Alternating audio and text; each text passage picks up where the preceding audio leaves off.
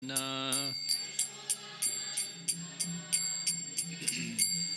Jamunatira Vanachadi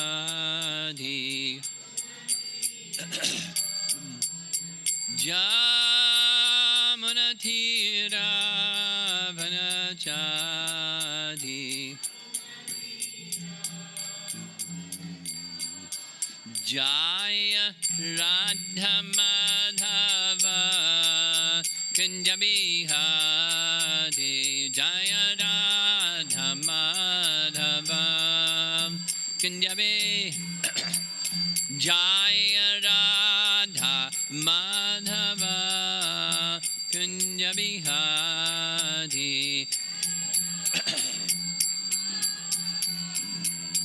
Kunjabihadi Gopijana Balabha Girivardhadi Gopijana Balabha Girivardhadi Gopijana Balabha Girivardhadi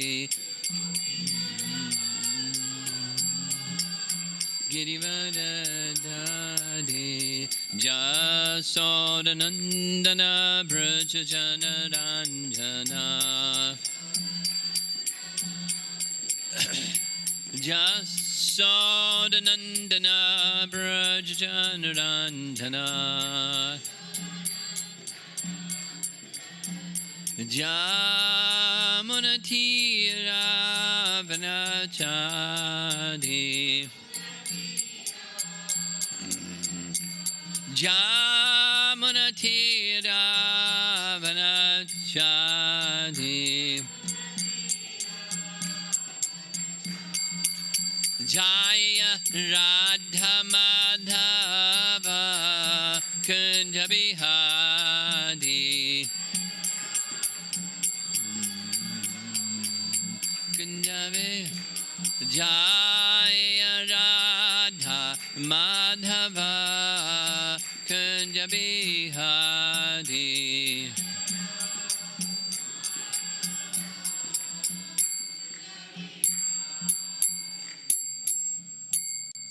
Jaya Vishnupad Paramahansa Parividagacharya Astatarasatasi Srimad Divine Grace A.C. Bhaktivedanta Swami Srila Prabhupada Ki Ananta Koti Vaishnavarinda Ki Grantaraj Srimad Bhagavatam Ki Gaur Pimanandi.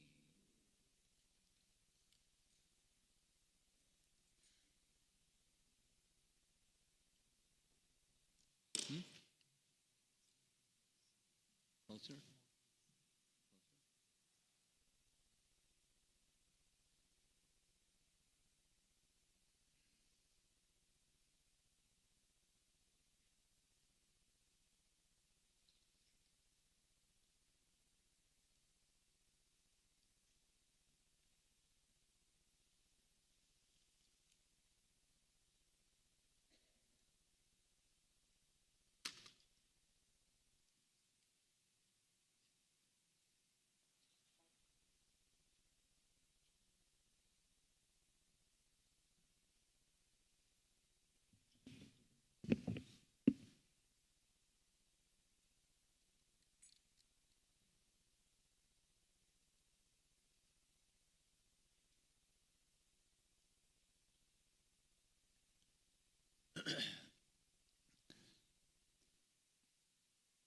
This session will be discussing 3 verses, 20, 21, 22, that are on the same theme.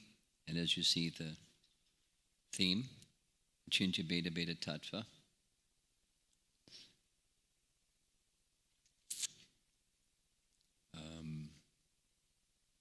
There's emphasis on the abeda. Later verses will give emphasis to the beta aspect.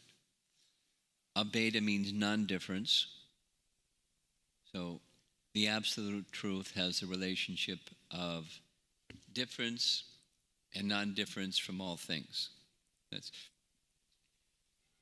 a term that Jiva Goswami coined or originated to describe Lord Chaitanya's teachings, which are the Bhagavatam's teachings, which is being revealed here by Prahlada Maharaj.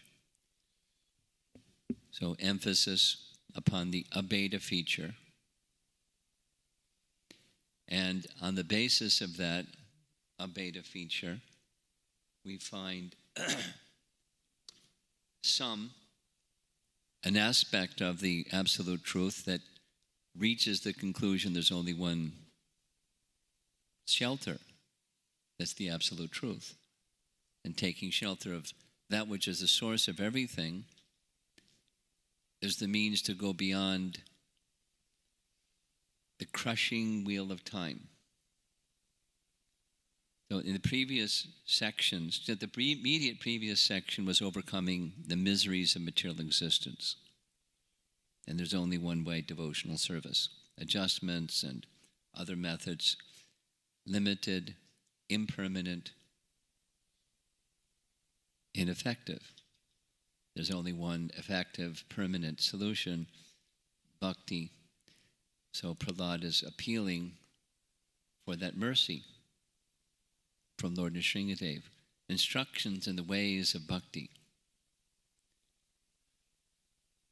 And prior to that, there was this humble expression of Prahlada Maharaja's lack of qualification, his disqualification. But the power of bhakti is that one can overcome that disqualification and the modes of nature and become qualified to offer prayers. And we heard that by so doing, the Lord doesn't need this. The devotee becomes decorated with good qualities instead of having the shortcoming, bad qualities, and lack of qualification. So now we're going to hear this section. It continues, but the crushing wheel of time, or the crushing wheel of samsara. So this is an important time. We'll hear several representations on this, but it starts here in this section. But the role of time in material existence, and to get free from the crushing wheel of time, one can go beyond time into timelessness, eternal time. Using Prabhupada's phrase, in the spiritual world, time is conspicuous by its absence. It's really a nice saying. Time means time as we know it, past, present, and future. Crushing wheel of time is conspicuous by its absence. Things don't come into being, and therefore things don't get destroyed. In Bhagavad Gita we hear, for everything, wherever there is birth, there's death. For things that come into being, creation, modes of passion, there's maintenance for some time and then destruction. So beyond the modes means timelessness. And to go beyond the crushing wheel of time, bhakti.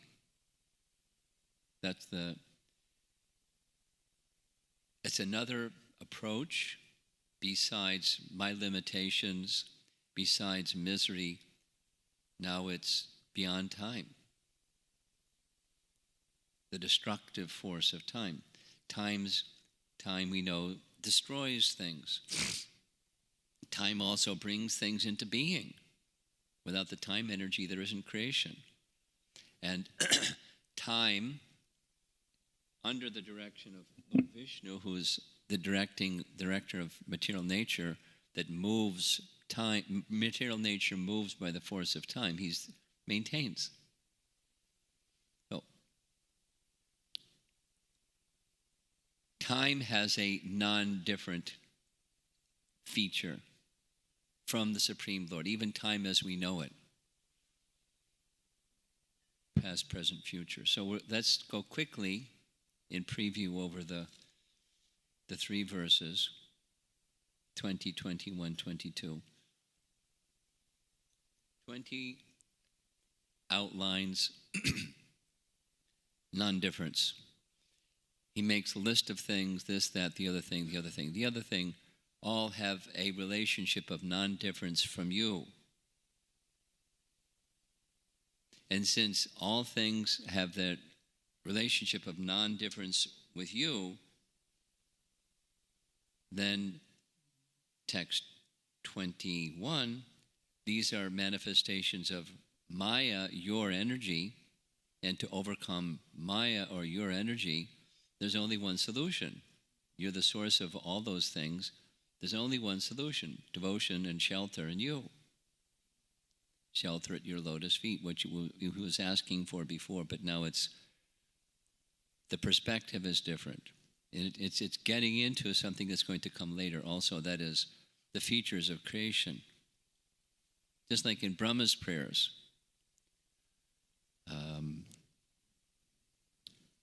Canto 10, Chapter 14. Of course, he's the creator, and he knows all about creation, but Prahlada isn't the creator. He knows all about creation, and behind creation is the absolute truth. And so the creation coming from the absolute truth has a relationship of oneness.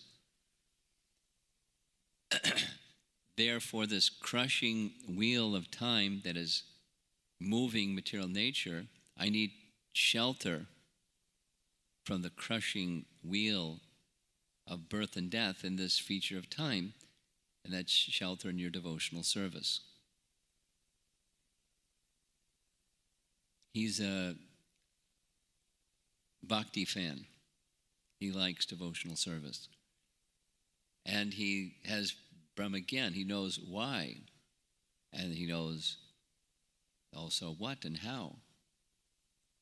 So he's, in the form of prayer, he's giving us this picture of how samsara works and how freedom from samsara works. And then comes the last verse, the same phrase, liberation, or in swarupena vyavastati. The ultimate liberation is what the Supreme Lord can give through the agency of bhakti, and it's not available otherwise. By any other means, it's not available. So he is wanting that. The activities in the liberated state, in his spiritual identity, swarupena vyavastati.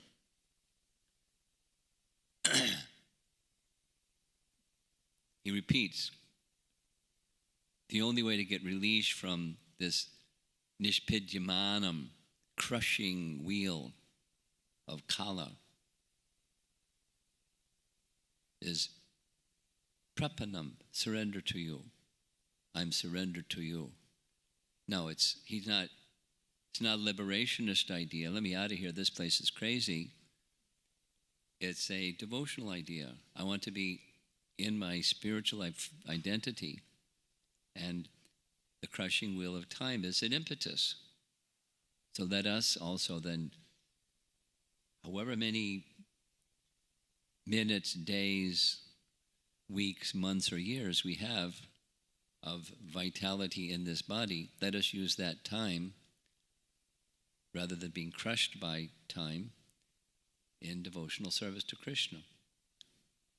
He's teaching us how we should cultivate to become like in the position he's in.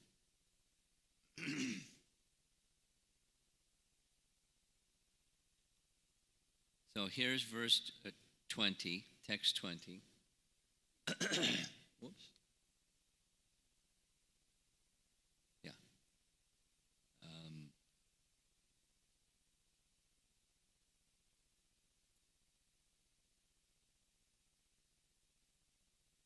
He makes a statement: everyone and everything in this material world is influenced by your energy, because everything is your energy. So primarily kala, that time energy, but then time energy moves his material energy, and he lists different things.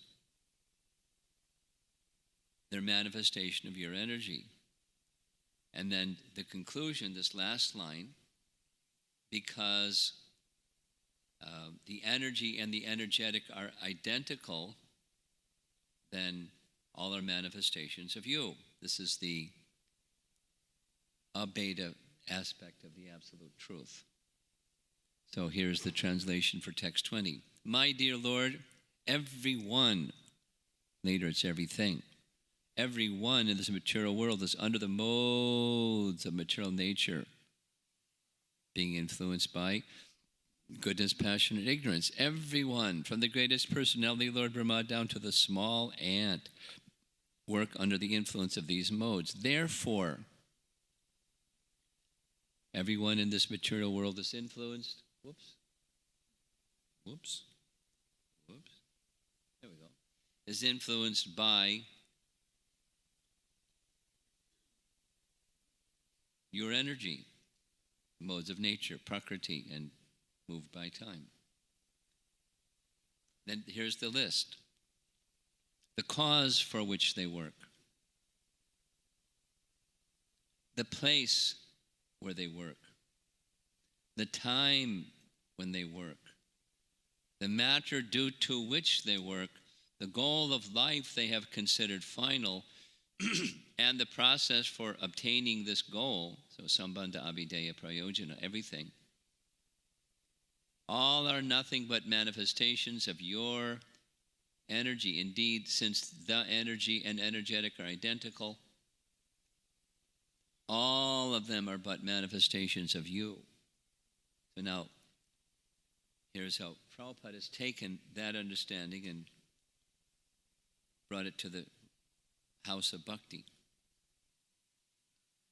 The Supreme Personality of Godhead, Super Soul within the core of everyone's heart, gives inspirations for actions according to one's mentality. All of these mentalities are merely facilities given by Krishna to the person's acting. Because everyone has a different goal of life, everyone acts differently as guided by the Supreme Personality of Godhead. So, in his own words, Prabhupada is repeating what Prahlada is saying.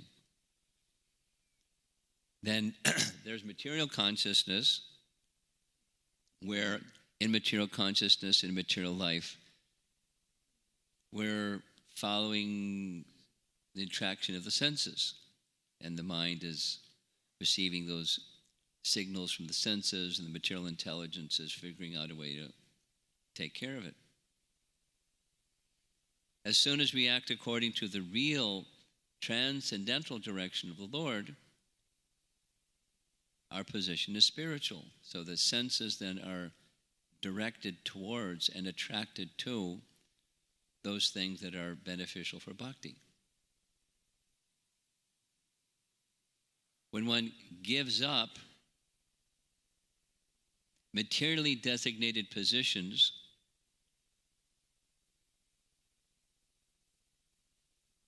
and works directly under the Supreme Personality of Godhead, one's spiritual life is revived. This is a definition of bhakti that we hear all the time. Sarvapadi Panirmuktam, that one.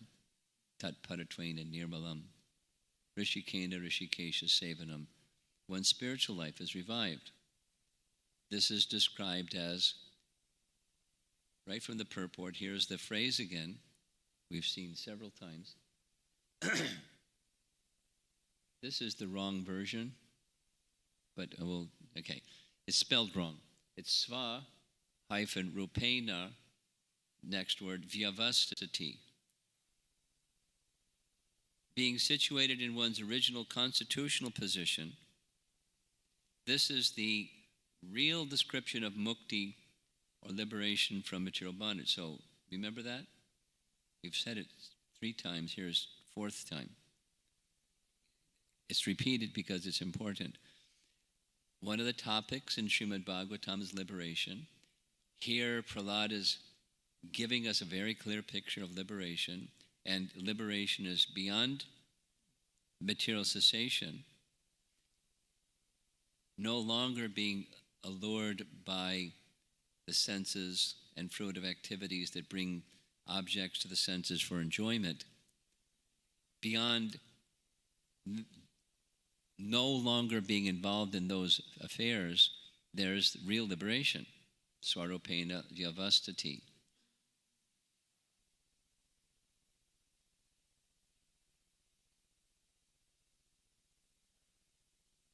Again, spelled wrong. A nice example of this is in the first canto Bhagavatam, where chapter 6 of canto 1, Narada is describing to Vyasa his previous life, where he was a son of a maid servant, and he heard from the Bhakti Vedantas the ways of spiritual life. They left, his mother died, he was alone in the world, and he grew up practicing what he heard from the Bhakti Vedantas. And as a result, he saw, and then he heard the personality of Godhead Vishnu. The rest of his life, he was instructed, live your life like this for the rest of your life, and you will achieve spiritual perfection. We've heard those things. But he did. And Narada's description to Vyasa is when he breathed his last, at that very instant, didn't say as lightning and thunder occur simultaneously, but as lightning and illumination, because there may be a little delay, lightning and then, but lightning and illumination, as they occur simultaneously. When he left his body, Narada achieved his Swarupa.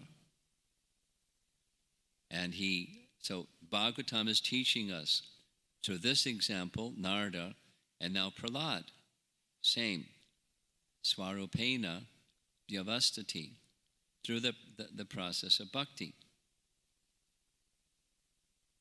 Here is text 21. Mana is translated in the verse as the mind, but also, O Supreme Eternal, by expanding your plenary portion, you've created the subtle bodies. So Maya Mana Srijati. So Supersoul creates, Lord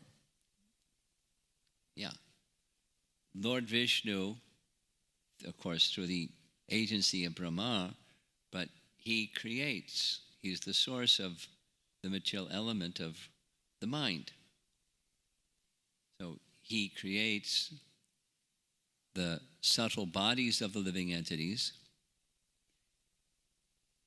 agitated by time. Kalena chodita. Kalena chodita means agitated by time. Exactly as it's described in the third canto. The time energy of the living entities are injected into Pradhan, and the agitated material energy generates the subtle bodies, the subtle elements. And within the mind, there's unlimited varieties of desires. Chandomayam. And how are you going to get free once you have desire, once the show starts?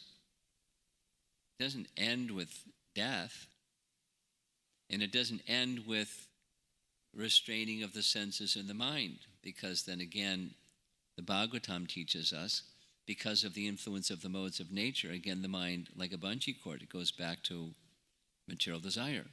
Even you may rise high, high, high through knowledge and yoga and so many things.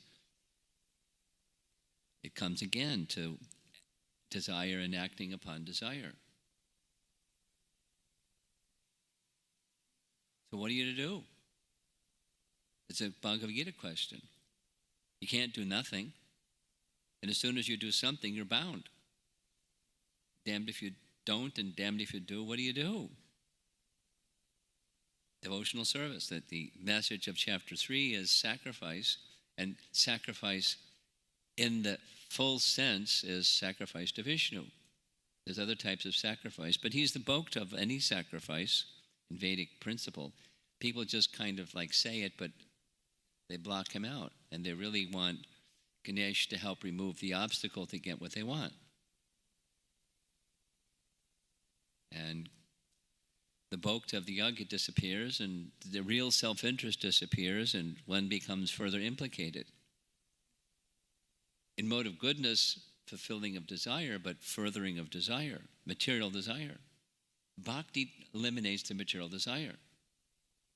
Bhakti eliminates the material mind, in which material desires take rest. That's the system.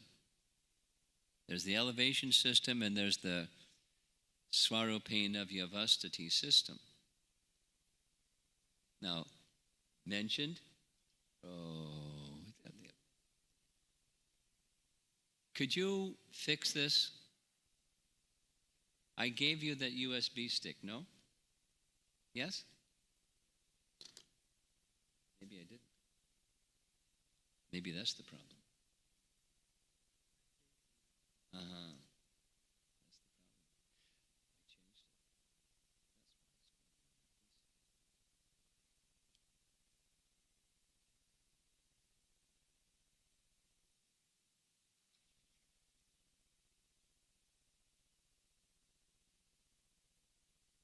Did I give it to you?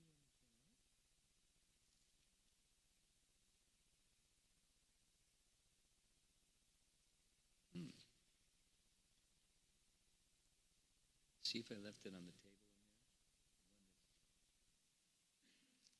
Okay. Well, what's supposed to be showing now is a picture of time. It's a nice image.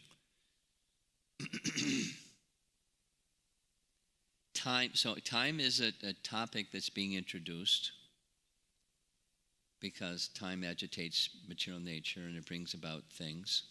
So a devotee has to be aware of the proper use of time, and with the proper use of time what happens, and with improper use of time what happens. An improper use of time is one becomes entangled.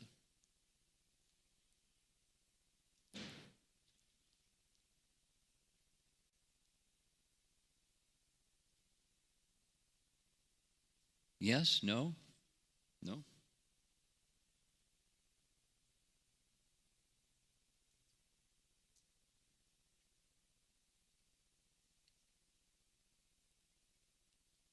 Oh well.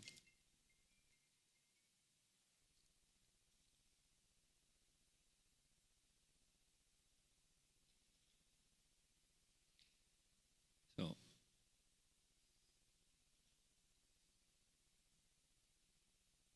we'll just carry on.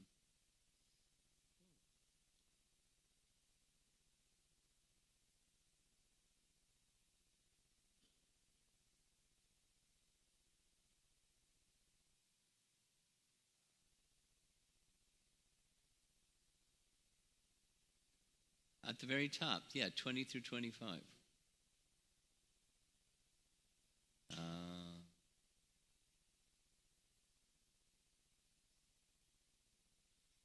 One, back up one. Two.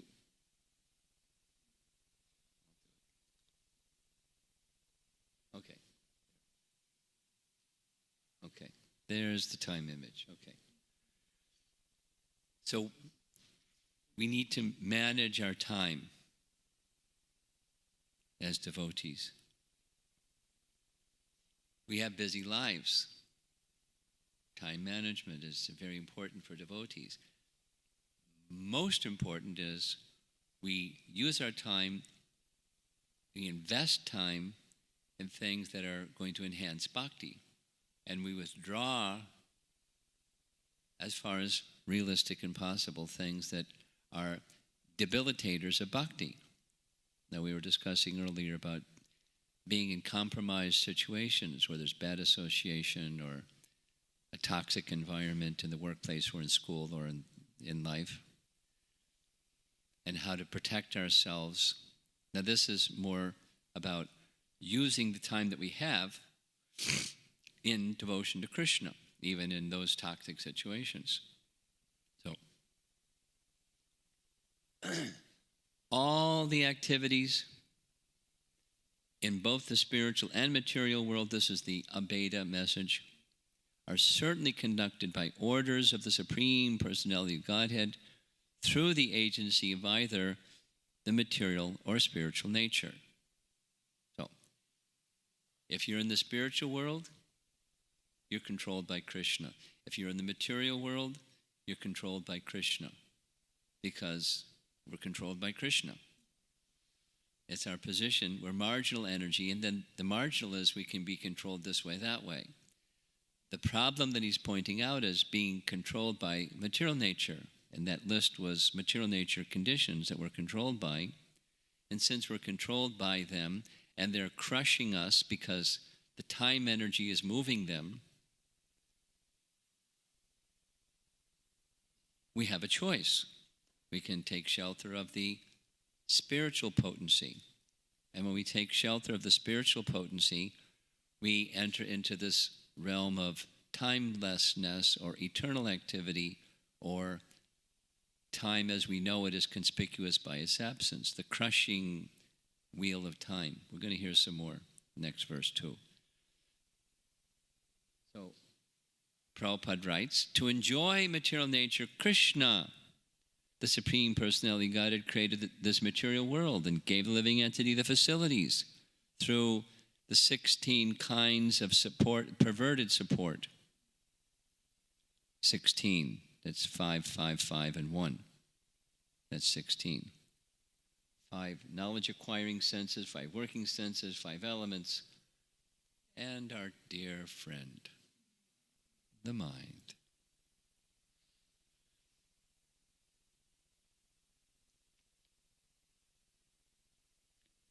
So,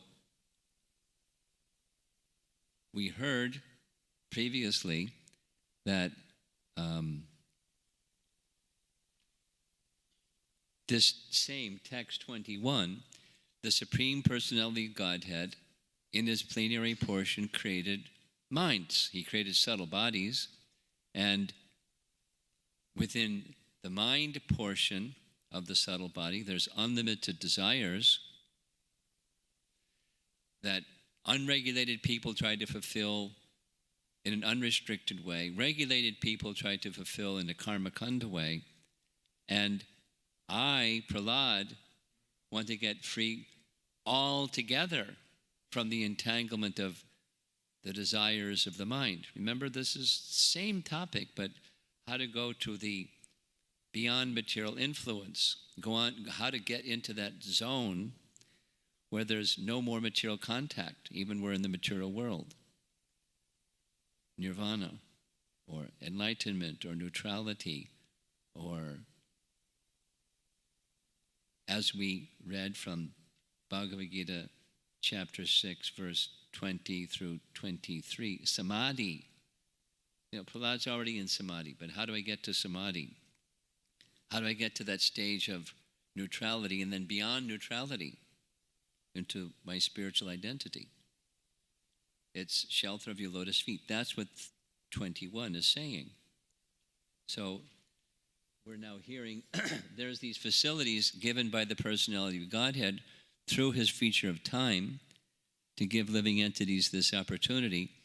And now comes this wheel of repeated birth and death that's created by the Supreme Personality of Godhead. That's the time. And desire keeps us bound. But to direct the bewildered living entity in progress towards liberation, according to the varied stages of advancement, there's different directions. Dharma, Artha, Kama, Moksha, and then the fifth dimension. You with me? Anybody unfamiliar with these?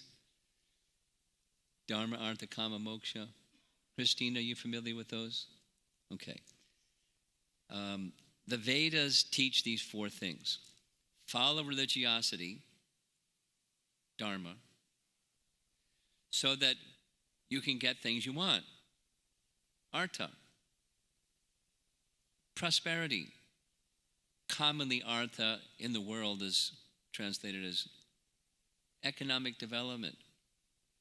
Artha. Do your dharma so you can get prosperity. For what reason? Enjoy. Kama. I'll do it again.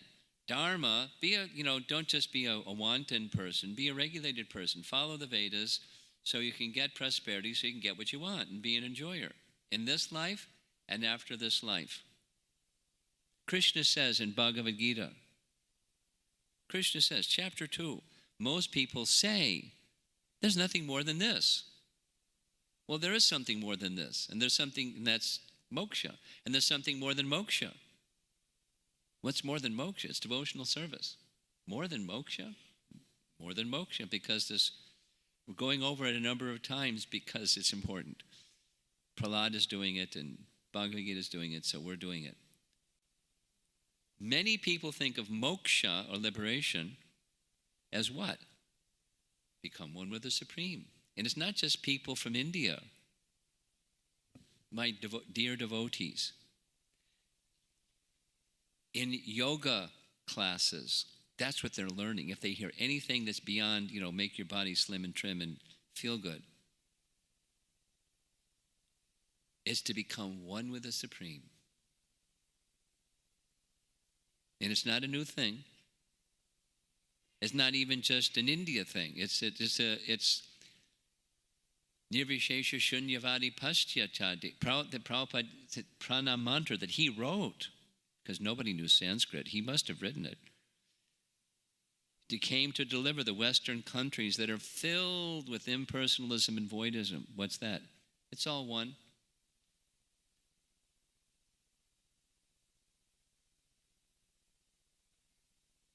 Not just, bogey yogi teachers, but, people. I could give many examples. I'll just give one. Some time ago, I was giving a little seminar at Chicago Temple on the topic of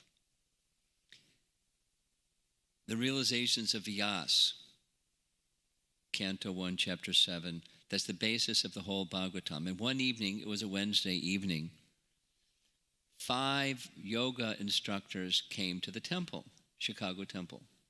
Were you there for that? Yeah. So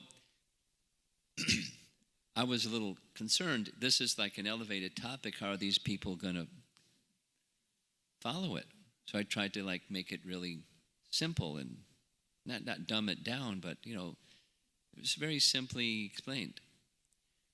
And 2 of them, they said it in very straight, bold language.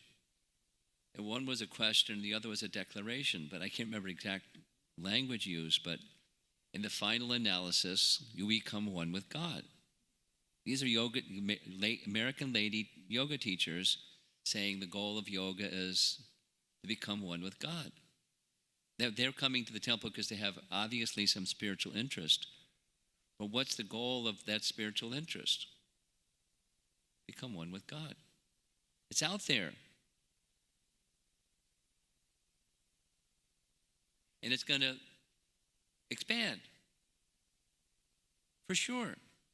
Because it's attractive. Become God. Hey, that's why we came to the material world. We struggled a whole bunch, and now we just become yoga teachers and yogis and become one with God. We're doing it the wrong way. It's out there. It's very prominent. And it's not new, and I could give other examples. It's not just Mayavadi sannyasis. Western countries are filled with impersonalism and voidism. I could say a lot on that one. But the Vedas do give direction towards liberation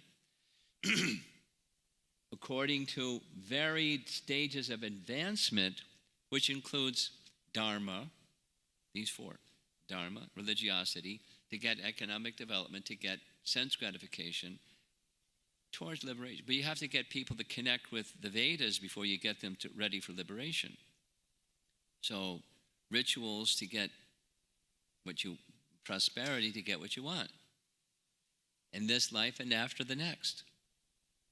And I would say it again. Prabhupada says, or Krishna says in Bhagavad Gita, people think that's all there is. Dharma, artha, kama, period.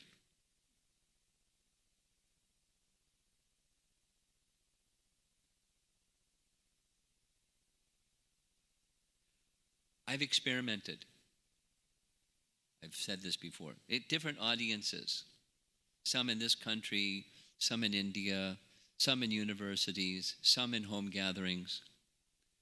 And just ask the open-ended question. And what Krishna says is true. Not just people from India, any audience. What's the goal of religious practice? Would you agree with the following? And the answer, everyone's saying yes. Almost everyone, unless they've read Prabhupada's books. The goal of your religious practice is follow the codes given by God, for by so doing, you'll earn pious credits, and from earning those pious credits in this life, you will prosper, and in the next life, you'll attain a heavenly destination. How many would agree? And everyone says yes, unless they've read Prabhupada's books. Moksha is not even how most people think. What to speak of bhakti that's beyond moksha? But Prahlada is teaching it. The Bhagavatam is teaching it. Bhagavad Gita is teaching it.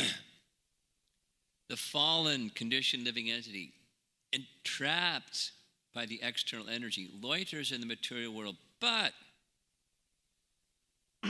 if by good fortune he meets a bona fide representative of the Lord who gives him the seed of devotional service, and if he takes advantage of such a guru or representative of God, he receives the bhakti lata bija. Bija means seed. Bhakti lata is the creeper of bhakti. There's the creeper of bhakti that takes one beyond dharma, artha, kama, moksha. Prabhupada sometimes in his purports calls it the fifth dimension. It sounds mystical. Whoa, fifth dimension. I know what three dimensions are, and then fourth dimension is beyond my comprehension, and fifth dimension, whoa. But he uses that language sometimes. If he properly cultivates Krishna consciousness, then gradually he is elevated to the spiritual world. Now that's the teaching that Prahlada is giving, and he's requesting Lord Nrsingadev to give him that shelter of his lotus feet, to give him the teachings and the seed in practicing and cultivating further bhakti, and getting beyond this crushing wheel of time, or the crushing wheel of samsara. So here's the next verse. Look at that. He's got the right setting.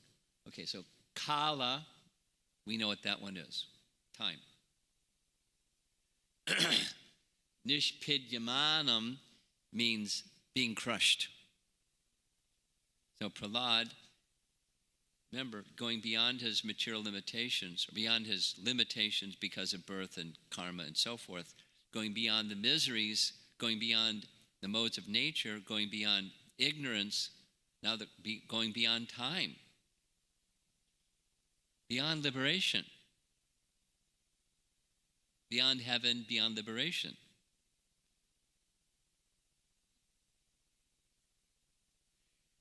There is his appeal. I surrender fully to you.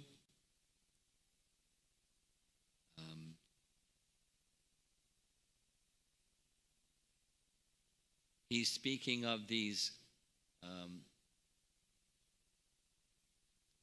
material creation, Visarga Shakti, Sarga and Visarga. So Sarga is what Vishnu does, Visarga is what Brahma does, and there are things that within this realm of Visarga Shakti, he wants to go beyond that. he says, Sattvam, you are beyond that. You're beyond material qualities, beyond material creation. All those things are under your control. You're Ajita, you're never controlled by them, you're unconquerable. I want shelter of you. I want freedom from this crushing wheel of time. I surrender unto you. Kindly take me under the protection of your lotus feet. My dear Lord, O Supreme Great, you have created this material world of 16 constituents. We mentioned them in the previous verse. But you are transcendental to their material qualities. So now this is the abeta. Before it was beta? Before it was abeta, non-different. Now here's difference. You're different than these qualities, which are non-different than you. Simultaneously, you're different. In other words, these material qualities are under your full control, and you're never conquered by them. Therefore, the time element is your representation. Now, before it was non-different than you. Now it's different than you. And both are right at the same time.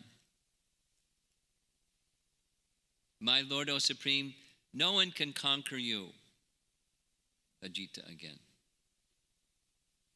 As for me, however, I am being crushed by the wheel of time.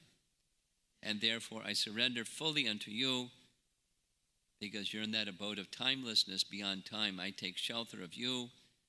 Kindly take me under the protection of your lotus feet. So the statement in the verse is, time is your representation. Now, we know from Bhagavad Gita, the non-different message is in Bhagavad Gita chapter 10. Among subduers, I am time. Or, time I am, the great destroyer of the worlds. Oops.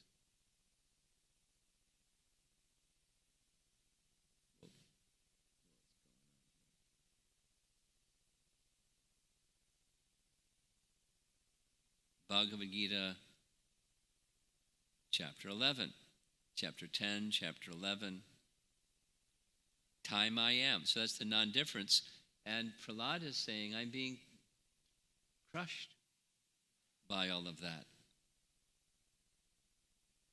Every living entity in the material condition is actually being crushed again and again. Purport of this verse 21.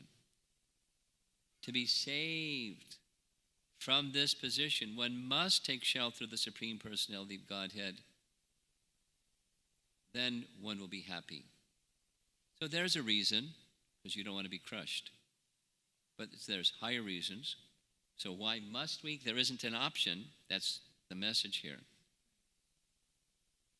Prabhupada writes in this purport, when we give up our constitutional position, Jivair Swarupa, Haya Krishnara Nityadas, the Supreme Personality of Godhead creates this material energy and her influence over the conditioned soul. Therefore, he is the Supreme, and only he can deliver the conditioned soul from the onslaught of material nature, because it's under his control. You can't do a workaround. Get out of the control of that which is under his control. You have to go to him. So therefore, the concluding message of this text 21, prapanam. Unless one fully surrenders to the Supreme Lord, one cannot be saved from being crushed. Nice lessons. The way, just exactly as Prabhupada said in that little reference from the introduction to chapter 6, Prahlada was sent to this world by the Supreme Lord to teach the mode of spiritual activity. And this mode of spiritual activity is this same prapanam, and with full knowledge as to why. And one may not even have full knowledge as to why, and just take full surrender. But that might be intermittent. Surrender, not surrender. Surrender, not surrender. When it's convenient, I'll surrender. When it's not convenient, see you later, Krishna.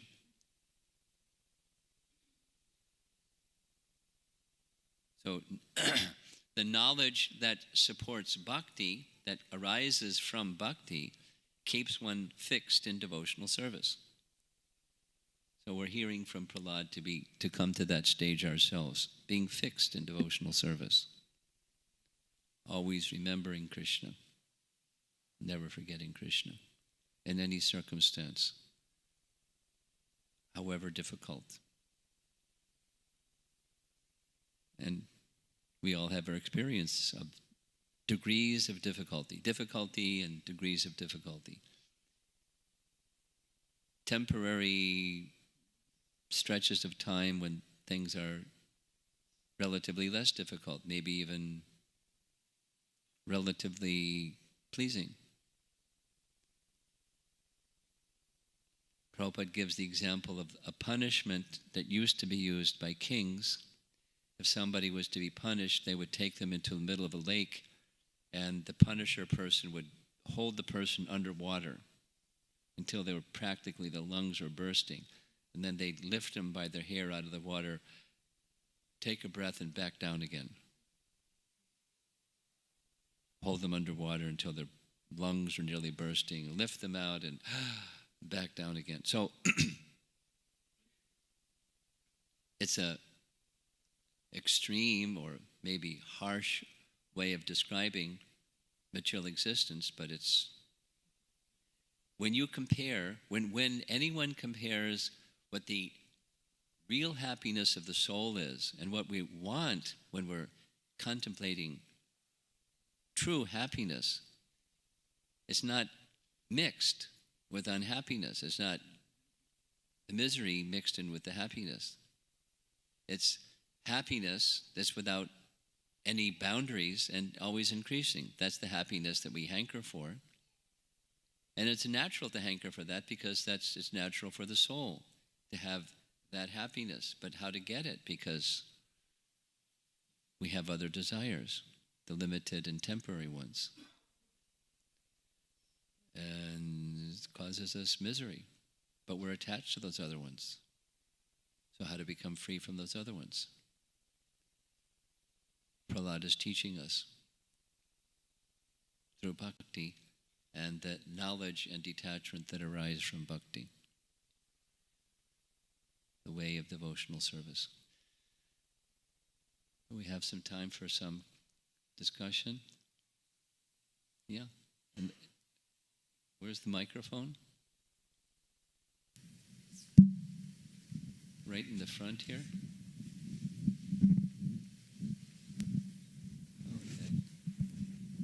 Okay, we got two. Go ahead. Hare Krishna Maharaj.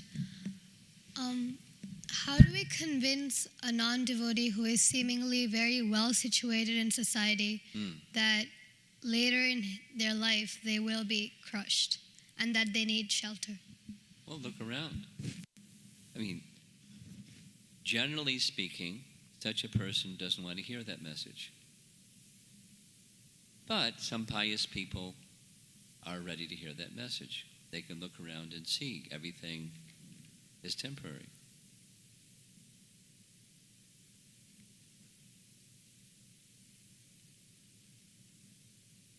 Sometimes it takes, the school of hard knocks. I remember hearing from Radhanath Maharaj about his father finally saying to his son, you did the right thing, because I've been living in a world of affluence and people that have everything, and when this one got ill health, none of the money couldn't buy them wellness, and the other one got cheated, and the other one, it's all taken away. There is no happiness there. You've done the right thing. But, it took the school of hard knocks to teach it. So by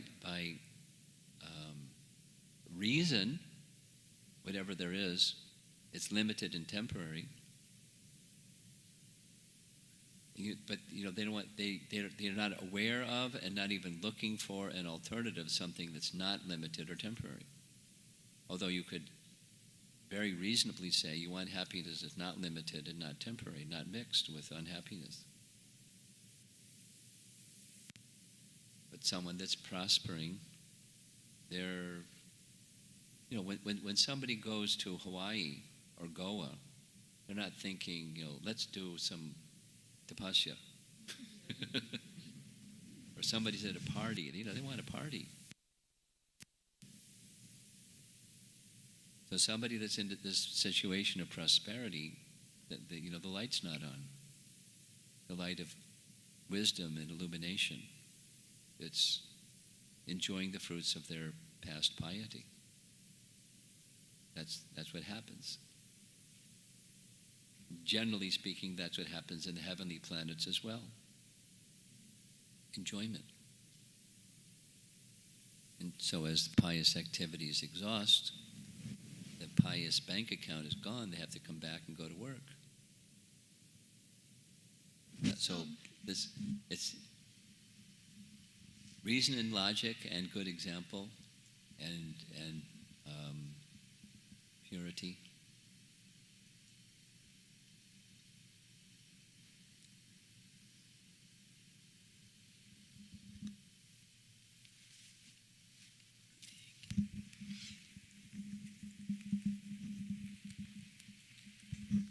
Maharaj, you were saying that when we take shelter of spiritual potency, we can enter into the realm of timelessness.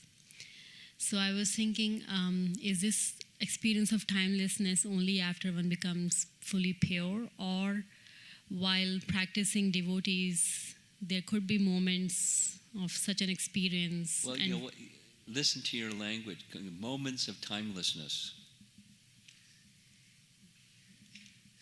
We get a glimpse, a reflection of. It's like bhakti abhas or bhava abhas or timelessness abhas. We get a reflection of what timelessness really is. A glimmer, a reflection, a shadow. Sometimes Prabhupada uses this expression. The curtain may open, the curtain of Maya, and then you see, and the curtain closes. You can get a glimpse or a glimmer of. But so, yeah, kind of.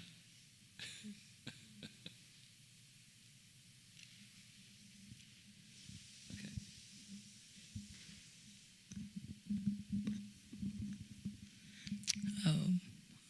This is something new for me. This is the first time I've been here. Uh-huh. And I happened to see one of the slides which mentions both the spiritual and the materialistic world are created by God, the Supreme God. Yeah. And what if a terrorist or somebody kills somebody and say, well, this is also a materialistic thing which was done by God. Or, yes. if there are bad things out there. Not done by God, but sanctioned by God. Under his adhyaksha. Is it reasonable? Huh? How is it reasonable then? I couldn't. How is it reasonable? That's your question? Yes. Are you a parent? Yes. Do your children sometimes ask you, Daddy, I want something that is not good for me? They don't say that. Can I have something? And your evaluation of that something is it's not good for you. And so you say no. I mean, you may say it nicely, not just like, no. They don't get that something that they want. And so they may look at you as, why are you depriving me of this something that I want? And then supposing they go and take one of those somethings anyways. And then you may have to hold your finger and scold them and say, this is not good. And then you may have to get a little stronger. So they may say, Daddy, why are you being harsh with me? Supposing it's, they're running across the street in rush hour traffic and they could get squished. And so Daddy says you can't cross the street during that time of the day. But my friends are, whatever it is they want. So you may restrict, and they may look at it as harsh and cruel, unfair and, not nice. Well, you're Daddy, you're supposed to be nice. And take it further and further. Supposing somebody's a criminal, supposing somebody's whatever. Out of attraction, let's just take animal killing. Out of attraction for the tongue, the sensation of the tongue, I take the life of another living being. Now, that's not good.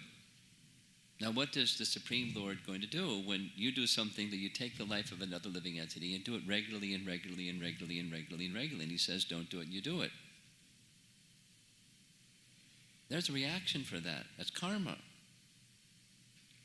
Why is there suffering? It's not just karma, bad activity. Bad activity arises from bad desire. Bad desire arises from ignorance. The problem is ignorance. What do you do when somebody's ignorant? And they're doing ignorant, desired things. And they don't want to hear knowledge. You give knowledge and it bounces. There's a police force. You put such people in jail, etc. It's it's a similar, different, but similar to a question yesterday about persons that are pacifists, and how do persons that are pacifists understand God does things that are, bringing justice in the world, criminal justice, according to the laws of Manu. And then persons that administer justice. So let's take one step back. You're responding to your question, how is this fair? If the problem, some people reason this way, if the problem is I've misused my free will and I've done something that's reprehensible, and therefore I'm getting this reaction for something that's reprehensible, God is all powerful. Why didn't he just take away our free will? Well, if you take away free will, there's no living entity, because living entity, part and parcel of God, has free will, and you have no free will, there's no love. But in the spiritual world, there's love, which means there's free will. There's free will to say no. And so our natural condition is a loving condition where you can say yes or no, and you're saying yes. But if you say no, then there's a position for those that say no. And built into the system is the house of correction, not just the house of punishment. To correct that tendency to say no, to love, and harmony with the will of the Supreme. That's the reason. Is it reasonable? If you're going to have love, if you're going to have a living entity that has love as their nature, there has to be free will to say no.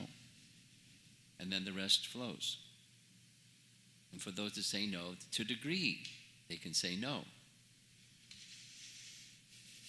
And when it's premeditated murder, just this morning I was thinking about this, because I know of a situation where there was a quarrel between husband and wife. The husband premeditatedly bought a gun, months later made a plan to kill his wife and his daughter. Somebody I know. And he fled.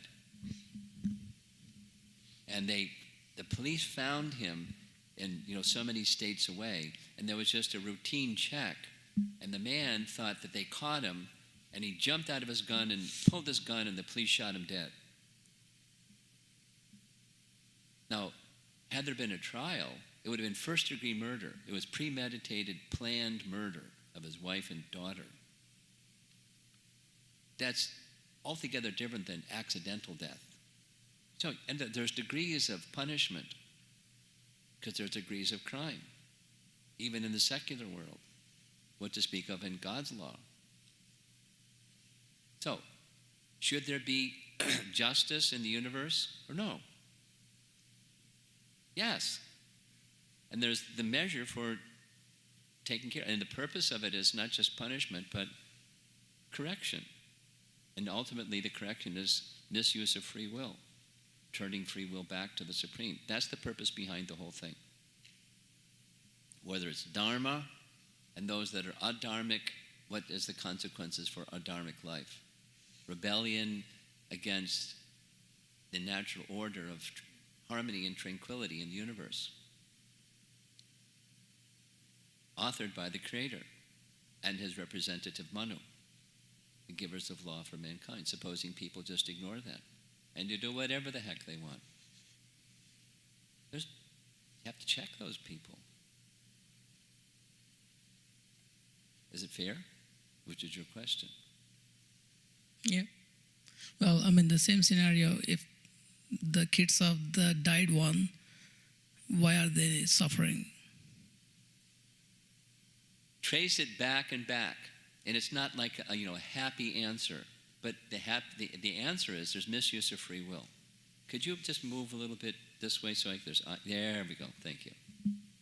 No, the other way. In the white. Could you lean? I can move. Ah, there we go. Now it's eye contact. Fantastic. So, now,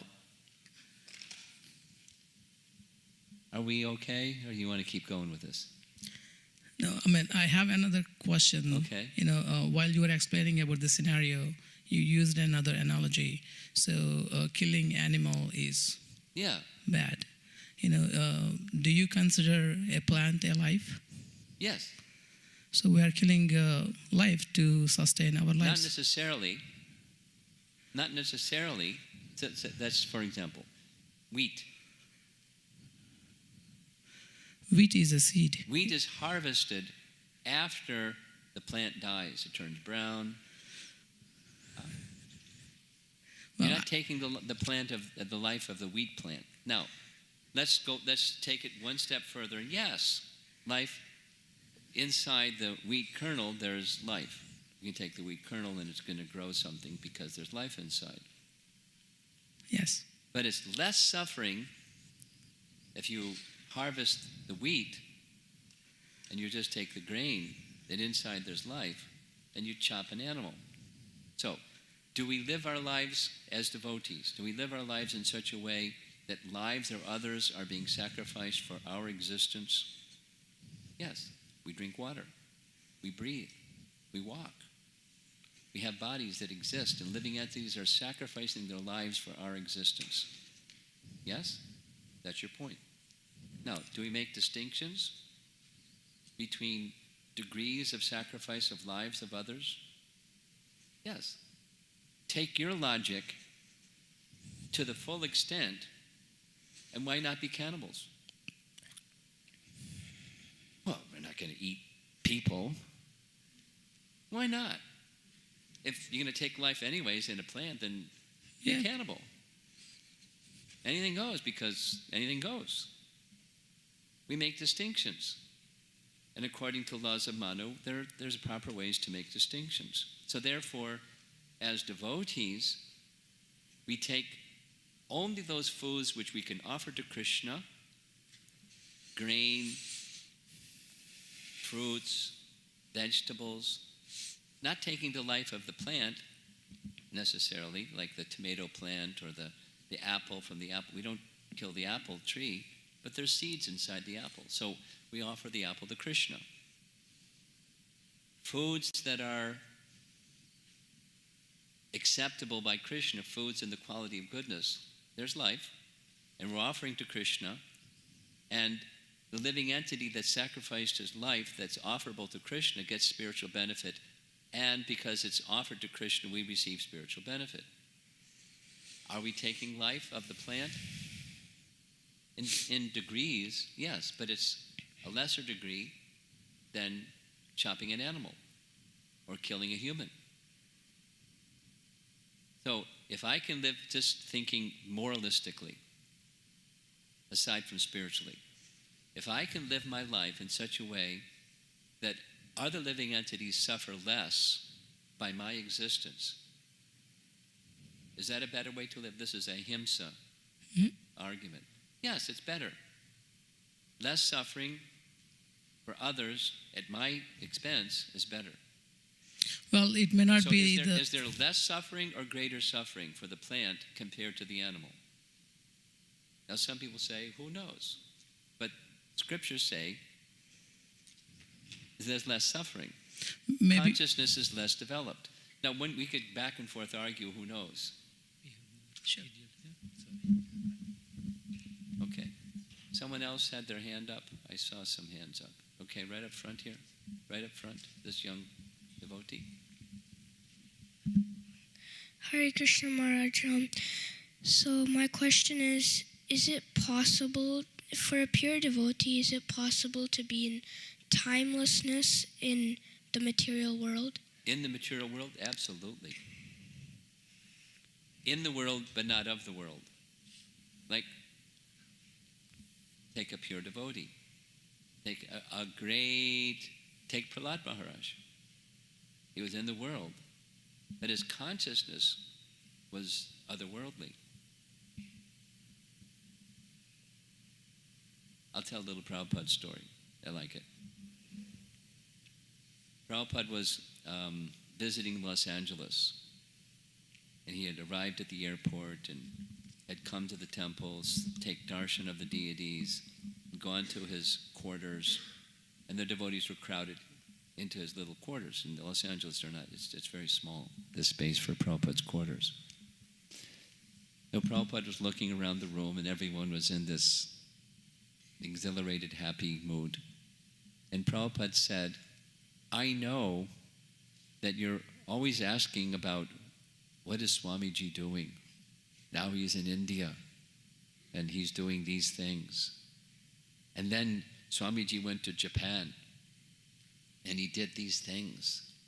And then he went to Australia and New Zealand, and he spoke to these people and did these things. And then he went to Hawaii, and very soon he'll be coming to Los Angeles. I know you speak like that all the time. But I want you to know, actually, I'm always with Krishna.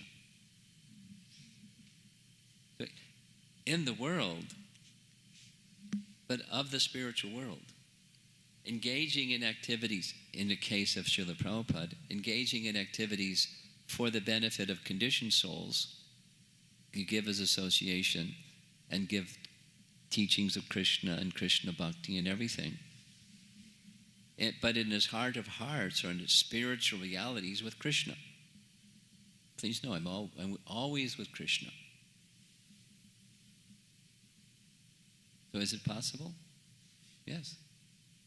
One may function in practical terms, in terms of time and space and circumstance. Consciousness-wise, always with Krishna. Okay? Yes, over here.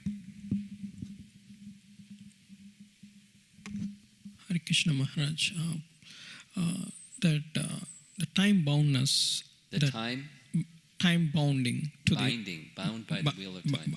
Binding. This Prahlada Maharaj is also saying that, like, I'm being crushed by the time. And, I read the stories that, like, he's unaffected by anything because he's completely with the Supreme Lord. Yes. And he himself saying that he's been crushed by that time. Yes. I mentioned it at the beginning. Do you remember? I said, it was actually this morning's class, I said, he is going to say things as if he's a conditioned soul for our benefit. It's partly his humility and it's partly for our benefit. Just like Prabhupada commented in the purport, where earlier verse, I've taken birth in a demoniac family due to my past karma. Now, when one becomes a pure devotee, there's no influence of past karma. Gone. Yes. But he's speaking that way, Thank you, Maharaj. Yeah, I missed that point. as if he's one of us. But he's not.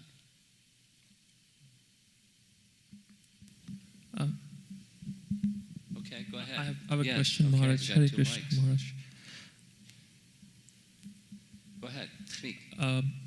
It's a little bewildering that in the spiritual world there is no phenomenon of time, at least to me, because we hear that Krishna performs pastimes with his Yes. devotees. There's a very wonderful transcendental answer to that Jiva Goswami gives. Here we go. There is no time. There's timelessness. But by the influence of Yogamaya, it seems as if, it feels as if there's the passage of time to enhance Krishna's pastimes. There's day and night because it helps Krishna's pastimes. It nourishes Krishna's pastimes. There's the Ashta Kaliya Lila, the 8 features of time in Krishna's day and different pastimes during different times of day, but there's no time. It's the influence of the Yogamaya potency or the internal potency. There's other things. There's no need of sunlight, moonlight, or electricity. We know that from Bhagavad Gita. But there's sun and there's moon. There's day and there's night. The sun rises and sets, and there's moon for Krishna's pastimes. But the moon, Jiva Goswami explained, the moon in Krishna Loka, it's always a full moon. There's no phases of the moon. There's no Ekadasis. It's always a full moon for Krishna's pastimes. Everything is there for Krishna's pastimes, but not according to the material rule of time and other features. Like, you weren't here at the very beginning, but anger and dvesha in its pure form exists in Krishna. Because everything is within Krishna, and everything within Krishna is in its pure form. And then there's the reflection of that in this realm, time as we know it, past, present, and future. The spiritual world, no past, present, eternal. What does it mean, eternal past time? Past time, by the very language, is time passes. You can't go from here to there without passage of time, but Krishna can. And there's the seeming passage of time.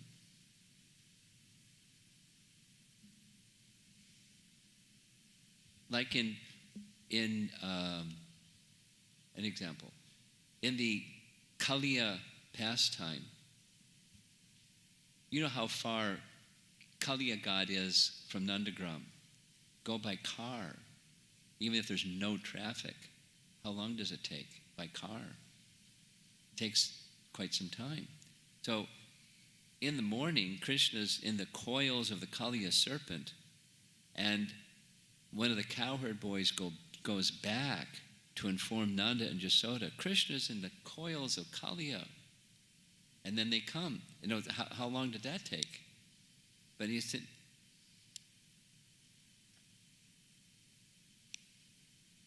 they can move quickly for the sake of Krishna's pastimes. Or it can take a long time.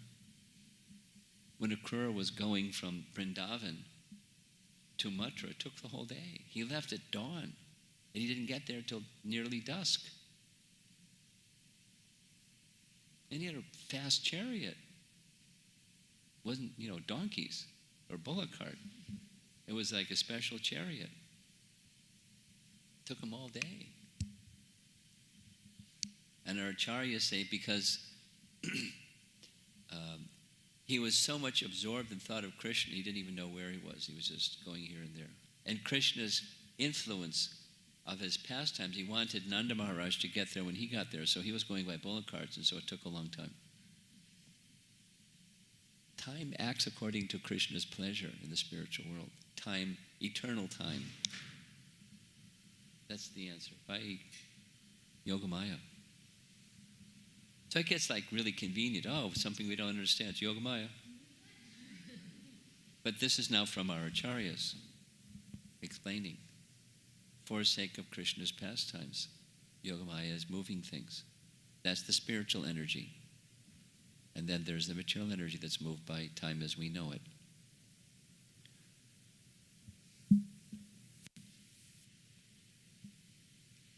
Yes. Hare Krishna Guru Maharaj. My question is related to yesterday's afternoon class. Yesterday's class. Yeah. This is about this point of material exhaustion. Yeah. Like one of the things that I am hearing from today's session also, that what Prahlada Maharaj is exhibiting is that quality of there is no hopes in the material efforts. Yes. He becomes king at the order of Nrsimhadev to become king for a long time, the whole duration of a life of Manu. Same as happened to Dhruva. But he has no anticipation of being the enjoyer of that. He's doing it in service. So now go ahead. So one of the things that I was seeing, that these two process of elevation system or elevation method, where we try to elevate our consciousness by different methods, we are still hoping or holding on to that material hope that we can elevate ourselves. On the other hand, what Prahlada Maharaj is teaching is the descending method and exclusive dependence on that descending mercy of the Lord. Yes.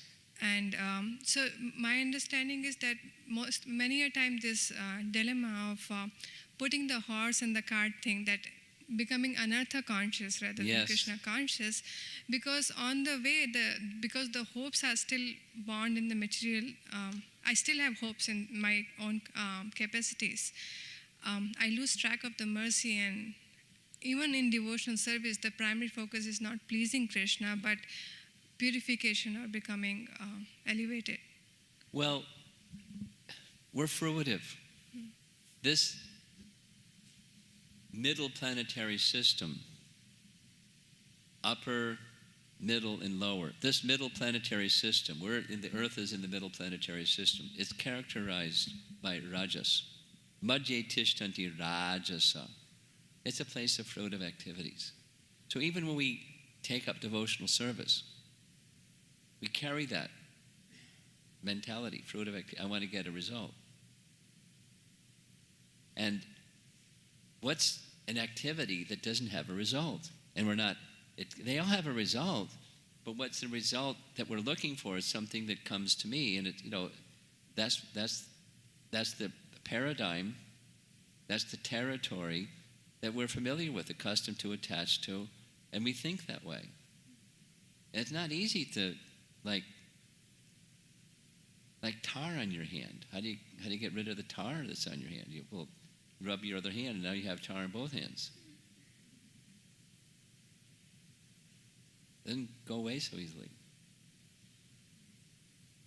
Your question is right on target with this topic, because he's approaching this from multiple angles. My shortcomings, the modes of nature, my karma, misery,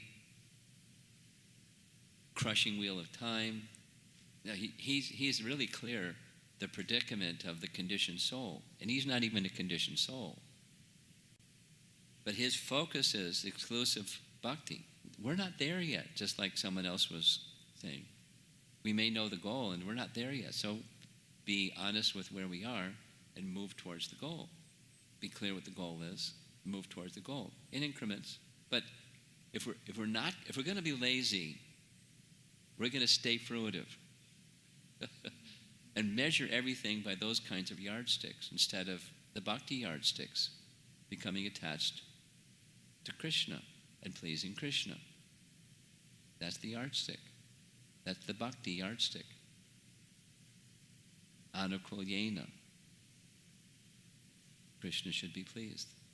Accepting that which is for the pleasure of Krishna. We're accepting things because we'll get some stars by our name in our report card. Or we get some Krishna points or something.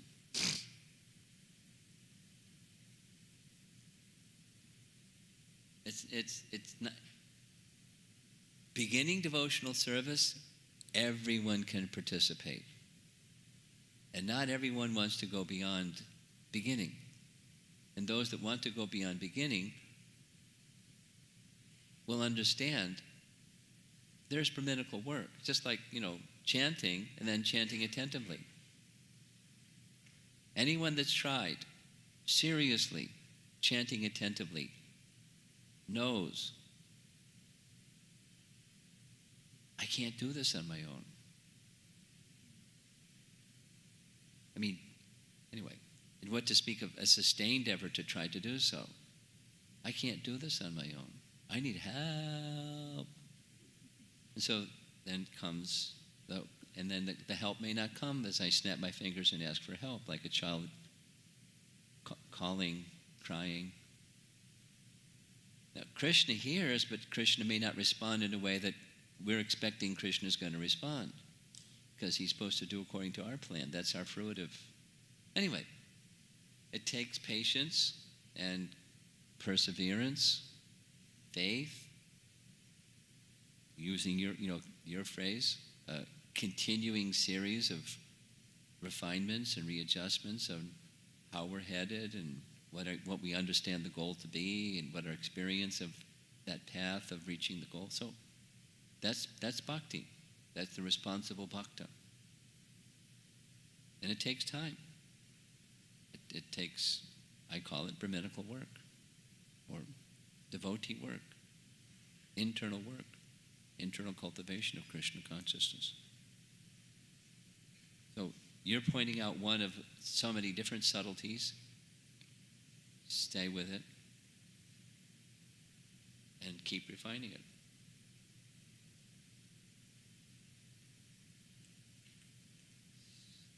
One over here, and then Dvaita Chandra. I think we're going to end and have the drama. Are the kids ready with the drama?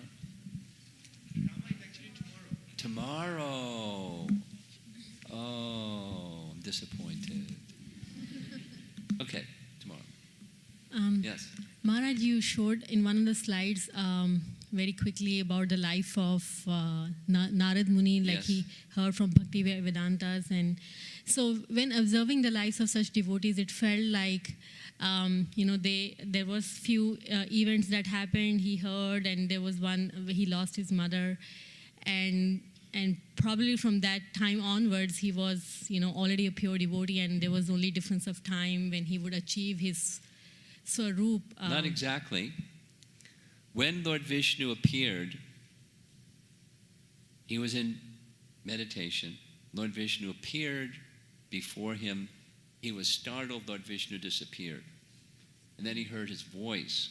It said, normally I don't appear before someone who's not perfect. But to encourage you, I've appeared. Please continue for the rest of your life this way. So he wasn't already pure. He was being encouraged. So Vishnu can encourage anybody he wants, however he wants. But keep going.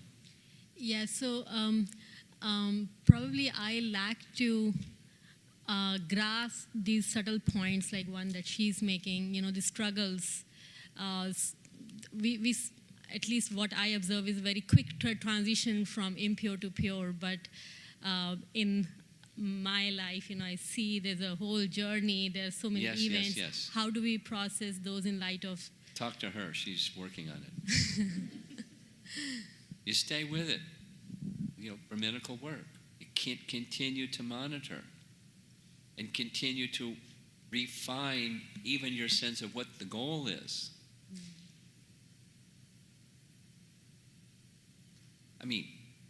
As a new devotee, what was your sense of the goal compared to your sense of the goal today?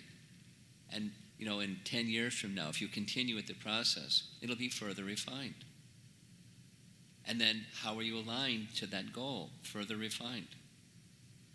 If one is complacent, I got my miseries, the worst of those miseries, I got new ones, but the worst ones are behind me, and so I'm relaxed now.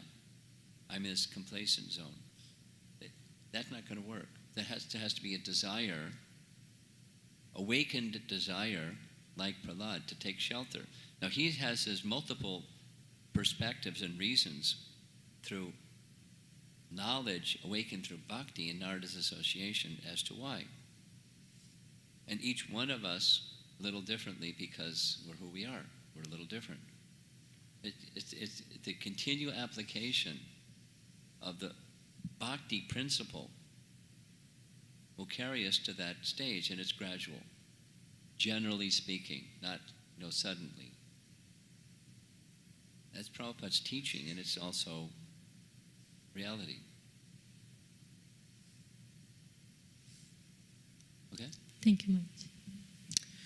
Guru Maharaj, thank you again for these opportunities. One of the inspiring things about Prahlada Maharaja's character is how he is responding to very, very unfair treatments. But on the other hand, we have Lord Nrsingadev, who is manifesting transcendental justice to someone who is not even necessarily seeking justice, like in the case of Prahlada Maharaj. So now if I think about our lives as practicing devotees, or even people in general, there's always these attempts to seek fairness and justice. And if we don't get it, it's very frustrating. we make some noise. We make some noise either with the guru or authorities, or it creates a lot of unpleasant things. So what do I learn from this example of Prahlada Maharaj, but also Nrsingadev, both combined? How do we seek fairness and justice? It seems like it's important, and at our stage we cannot ignore. Well, having just come from Ayodhya and having spent hundreds of hours with the different personalities who are viewing the injustice in their own way, in their own way, in their own way, in their own way, in their own way, in multiple ways of viewing, there's not one way. I mean, that's clear. These are exalted personalities. These are, in the case of the brothers, they're Lord Vishnu and his expansions, and they each have their own way of viewing justice. And then the others, they're eternal. So, the question, just taking that context, there's lots of ways to view it, and lots of ways of responding when they see it's not just. There's not one way to see it, is what I'm saying in response. And having that understanding, supposing I'm Vishnu Das, and I'm having my sense of what is just and unjust, let me look at my sense of just and unjust through the lens of the injustice done to Ram and Sita and Dasarath and the whole of Ayodhya.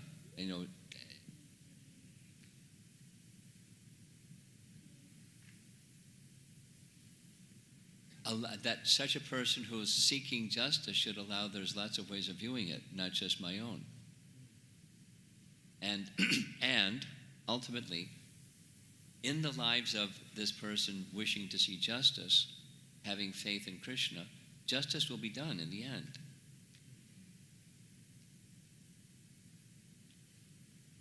If I lose faith in Krishna and say justice isn't being done, then I've got a problem, because ultimately I'm blaming Krishna. Although I may be blaming someone else, I'm blaming Krishna. So that doesn't mean now I sit back and just throw my hands in the air and say, Kesara Sara. I may take some action according to my sense, but at the same time, so advice to such a person is allow there's multiple perceptions of justice, act in such a way that I'm not pretending to be the controller and the decider of justice. Krishna is. I'll take my position of service, and in the position of servant of Krishna, act and speak accordingly. But at the same time being flexible that Krishna's plan for justice is meant to prevail beyond my own little part in this. There's a grander scheme that I don't have the capacity to understand. But I have flexibility, acting in the mood of service, and ultimately everything rests upon Krishna, like life in general, besides the factor of justice.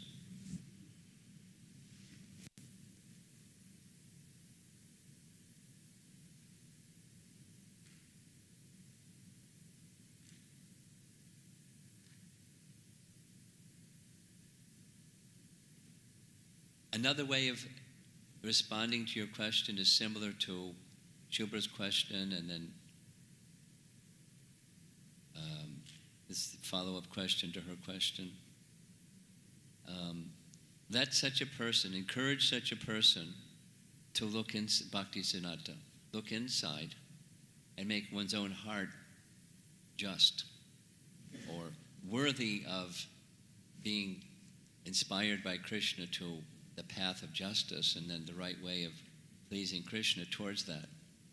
Not the reactive, but the pleasing Krishna mode.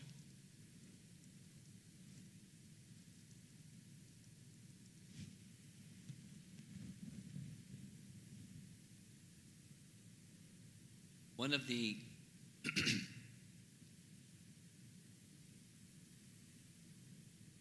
the very first passage in the Bhagavatam, I find it significant that after the first 3 chapters, which is a summary of the whole Bhagavatam, and then the next 3 chapters, which is how does the Bhagavatam appear, and then the meditation of Vyas, which is the essence of the entire rest of the Srimad Bhagavatam.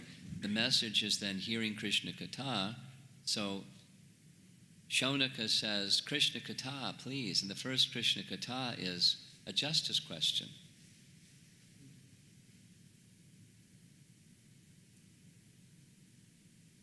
And it's about the Pandavas and what's to be done with Ashvatthama.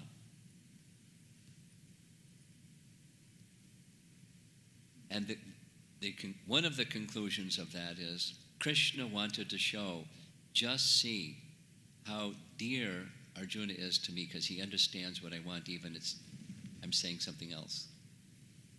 Now that's a really qualified person.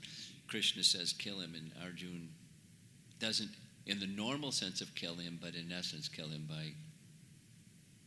for one who has once been honored, dishonor is worse than death. And that same Ashvatthama, according to the Puranas, lives a whole duration of yuga cycles and becomes the next Vyas. So there's a higher purpose for service for Ashvatthama, and he's not killed in the way that we normally think justice should be done. I mean, murdering, according to laws of Manu, justice is for the sake of that person. They're killed so they don't have to suffer the reaction of murder. What to speak of the way that he did what he did.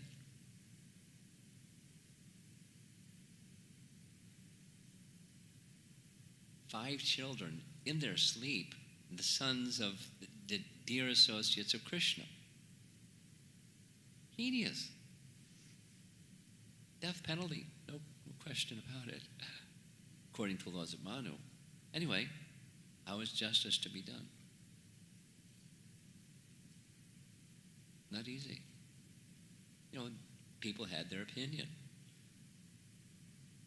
When Vibhishan wanted to take shelter of Ram, they had their opinion. Different opinions, but basically don't trust him. Test him, examine him, and this and that. Not easy. Different opinions.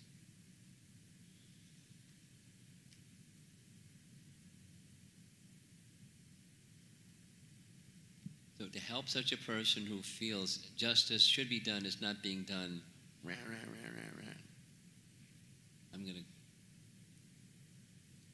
go blast people on the internet or whatever behavior shows one's frustration that justice isn't being done when one doesn't necessarily understand the whole picture, what to speak of what Krishna wants.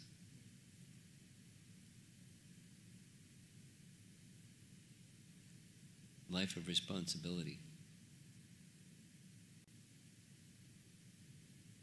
Okay, we'll end there. And